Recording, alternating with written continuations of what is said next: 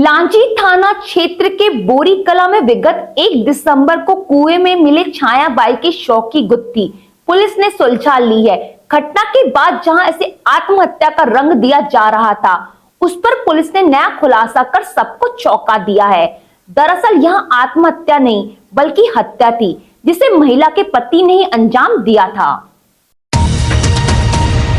CSP Anjul अयंग Mishra ने बताया कि बोरीकला निवासी दुर्गेश बिसेन का 2011 में महिला छायाबाई के साथ विवाह हुआ था, जिसके बाद से पत्नी के मायके की संपत्ति पर पति दुर्गेश की नजर थी, जिसे हासिल करने के लिए पत्नी के साथ उनका विवाद होता था।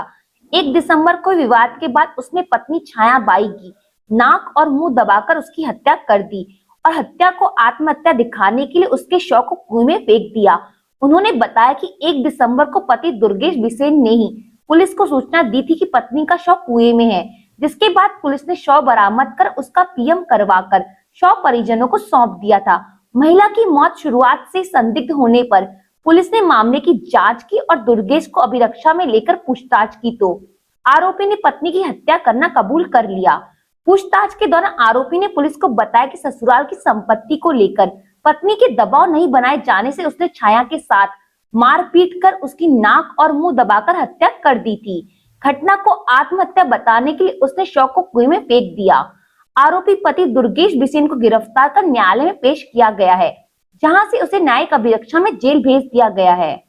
1 दिसंबर को सुबह जानकारी मिली थी कि बोरीकला गांव में एक महिला द्वारा कुएं में कूदकर जान दे दी गई है, तो जिसमें प्रथम दृष्टया बॉडी को अस्पताल लाकर उसका पीएम कराकर मर्ग पंजीबद्ध कर विवेचना में लिया गया था।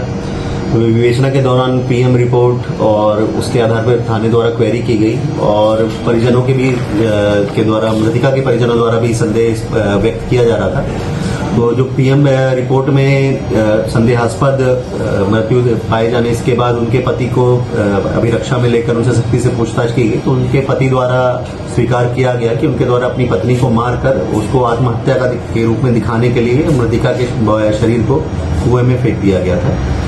हाँ सर, किस कारण से उसने अपनी पत्नी की हत्या किया है? इसमें मृतिका के परिजनों की संपत्ति के संबंध में कुछ विवाद था, जो ये प्राप्त करना चाह रहे थे, तो उसका इनका वाद विवाद होता रहता था। तो उसी का वाद विवाद हुआ सुबह, जिसके बाद इनके द्वारा नाक और मुंह दबाकर मृतिका की हत्या कर दी गई और उसको आत्महत्या दिखाने के लिए उनके शरीर को कुएं में फेंक दिया। सर, ये पूरा घटनाक्रम आरोपी तक के द्वारा अकेला ही किया गया? हाँ, आरोपी अकेले थे, और कोई आरोपी नहीं ना? अन्य कोई आरोपी नहीं। इसमें साक्ष्य छुपाया गया आरोपी के द्वारा, तो उसके संबंध में भी धाराएं हमारे द्वारा पढ़ाई गई। किन धाराओं के तहत मामला कायम किया? धारा 103 जो 302 है पूर्ववर्ती आईपीएस का, और 201 साक्ष्य छुपाने की धारा लगी। इसके द्वारा खुद ही अकेले था, इनके द्वारा अकेला ही अपना घोड़ा लगा के मार के सब जी अभी तक के साक्ष्य में इतना ही आया है। आगे अभी पुलिस विवेचना कर रही है, जो भी कथन अन्य लोगों के लिए जाएंगे, आस पड़ोसियों के भी कथन लिए जाएंगे, बच्चों के कथन लिए जाएंगे, तो उसमें अन्य जो भी साक्ष्य आएगा